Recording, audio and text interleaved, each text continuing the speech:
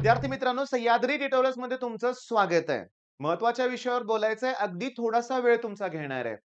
फिजिक्सच्या पेपरनंतर मी भरपूर YouTube चॅनलवर असे कमेंट बघितलेत, की एकही प्रश्न रिपीट झाला नाही. मला पेपर खूप अवघड गेलाय. आता ग्रेस मार्क असेल तर मी पास होईन.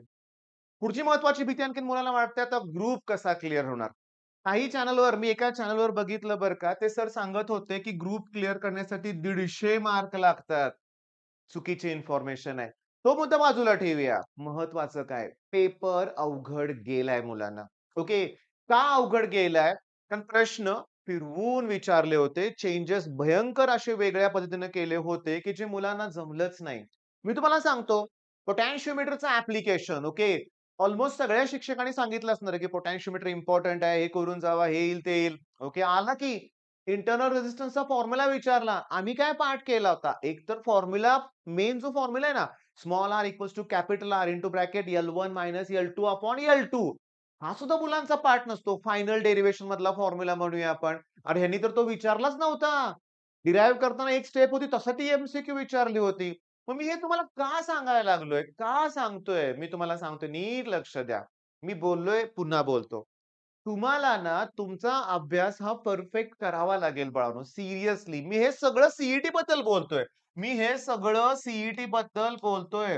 हां, एकही प्रश्न आला नाही. सगळे प्रश्न ना कुठल्यातरी वेगळ्याच सिलेबसवरती होते. आमचा सिलेबस तर वेगळाच होता. रोटेशनल पासून सेमीकंडक्टर पर्यंत जे मी 16 टॉपिक केले त्यातलं काहीच आलं नाही.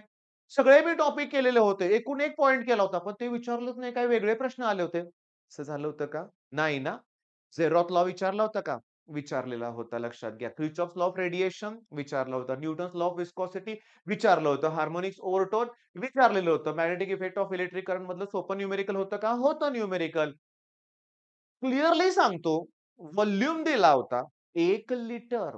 ओके. आणि मला आठवतंय मी एक न्यूमेरिकल घेतलं होतं. त्यात मी कायनेटिक एनर्जीचा फॉर्म्युला 3/2 पीव्ही दिला होता. ओके. आणि मला मला आठवतंय बोर्डच्या एका पेपरमध्ये 4000 सीसी चा व्हॉल्यूम दिला होता. एका पेपरमध्ये त्यांनी 5000 सीसी दिला होता आणि काळी 1 लिटर दिला होता. अरे 1 लिटर म्हणजे 1 डीएम क्यूब म्हणजे 10⁻³ मीटर क्यूब आणि प्रेशर किती असतं 1 एटमॉस्फिअर त्याने दिलं होतं. मग व्हॉल्यूम कायनेटिक एनर्जी काढणं अवघड नव्हतं. पण वेगळा आला ना प्रश्न. तुम्ही व्हॉल्यूम डीएम लिटरमध्ये का दिला? सीसी दिला असतं मला मी केला होता ना प्रॉब्लेम तो. हा अप्रोच चेंज केला पाहिजे. मी केमिस्ट्रीच्या पेपरसाठी बोलतोय. मी एक तर सांगतो, डायग्राम म्हणलं की इलेक्ट्रोकेमिस्ट्री. अगोदर पण बोललोय मी. डायग्राम म्हणलं की इलेक्ट्रोकेमिस्ट्री. बरोबर आहे. आणि पण इलेक्ट्रोकेमिस्ट्री मधल्या डायग्राम करत असताना तुम्ही जर लीड स्टोरेज सेलची डायग्राम बघितली, तर डेन्सिटी 1.2 ग्रॅम पर मिली दिले, तो सीईटीत प्रश्न विचारलाय. कॉन्सन्ट्रेशन 38% दिले, ते सीईटीत त्यांनी विचारलंय. मग हे कोण करणार?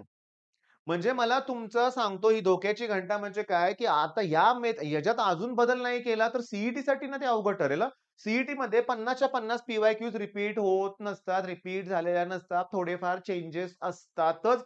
हे कन्सिडर केलंच पाहिजे. माझं वैयक्तिक मतच असतं नेहमी लक्षात घ्या. मी जे बोलतोय हे माझं वैयक्तिक मत आहे. फिजिक्सचा पेपर आता माझं अतिशय कठोर मत मी तुम्हाला सांगणार आहे. कठोर बोलणं आहे माझं हे. 4 दिवस अभ्यास करून 4 दिवस अभ्यास करून 10 ते 12च प्रश्न अटेम्प्ट होतील. त्याच्यावर अटेम्प्ट होणार नाही. मी माझ्या ऑफलाईन मधल्या मुलांना बोललो होतो. ज्यांनी वर्षभर त्रास दिला, अभ्यास केला नाही. मग 4 दिवस येऊन बसले होते म्हणून त्यांना सगळ्यांना बोललोय मी. 10-15 प्रश्न अटेम्प्ट झाले तर लय झाले. 20-25 मार्काचा अटेम्प्ट एम सोडून खूप आहे. आणि नाही, पण मुलांनी 30-40 मार्काचा अटेम्प्ट केला नॉर्मली मुलांनी. ओके, ती खुश आहेत. टॉपर्सना धक्का बसलाय थोडासा. जिथं 70 पैकी 70 पाडायचे होते, ते थोडासा कमी अटेम्प्ट झालाय. ओके, सगळ्यांनाच अवघड केलं ना तेवढं म्हणजे पैकीच्या पैकी कोणाला पडणार नाहीयेत. पडतील बरं का. पण एवढा सोपा नव्हता असं तुमचं मत आहे. मी तुमच्या मताशी सहमत आहे. पण ते आता झालेलं विसरून केमिस्ट्रीमध्ये चांगलं करायचं असेल, तर मी तुम्हाला सांगतो क्लिअरली माझं प्रामाणिक मत आहे, की तुम्हाला आता स्वतः विचार तसा करावा लागेल, की ह्यात आणखीन काय येऊ शकतं? काय चेंजेस होऊ शकतात? विचारू दे कुठलेही. डायग्राम दिसली, की मला त्या डायग्राममध्ये काय-काय विचारू शकतात? हे मला बघितलं पाहिजे. मग आता माझं किती मिनिटं घेतली रे तुमची 3 मिनिटं चला ठीक आहे 4 ते 5 मिनिटं मी तुमची घेतली. तुम्हाला मला माहिती आहे, तुम्ही तुमचा अप्रोच नक्की चेंज कराल. नक्की चेंज कराल, की फिजिक्समुळे जो त्रास होतोय ना, त्यातून तुम्ही बाहेर पडाल. आणि सांगतो क्लिअरली अरे, ग्रुपिंग क्रायटेरिया माझ्या मते 45% चा आहे. ओपनसाठी म्हणजे 134 मार्क, 1 मार्क कमी पण चालतो त्यांना. ओके.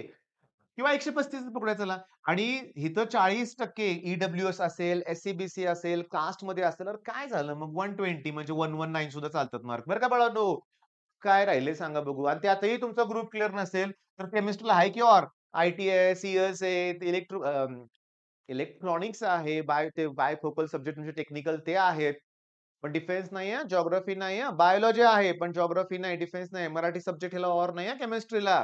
त्यामुळे तुम्हाला मी सांगतो फिजिक्स आणि मॅथ्स. फिजिक्स तर झालंय, मॅथ्स एका दिवसात पण होतंय. पण एक साधा विचार करा ना, की 1 दिवस सुट्टी एक्स्ट्रा मिळाली म्हणून. आता ती सुट्टी नसती ना, तर उद्याच केमिस्ट्रीचा पेपर असता. मग कसं झालं असतं? त्यामुळे बाळांनो प्लीज, प्लीज, प्लीज छान अभ्यास करा. ओके. बिलकुल तणाव घेऊ नका. आता झालेलं विसरून जावा. पण आता नवीन अभ्यास करत असताना जे प्रश्न अगोदर केलेत तेच रिवाईज करा, रिपीट करा आणि त्यात तुम्ही केलेले त्यातले प्रश्न जे आले असतील त्याबद्दल सॅटिस्फॅक्शन ठेवा. ओके. आता जसा तुम्ही अभ्यास तसा तुमचा पेपर हे माझं प्रामाणिक मत आहे. मी देवाजवळ हेच प्रार्थना करतो, की पेपर सोपा असावा.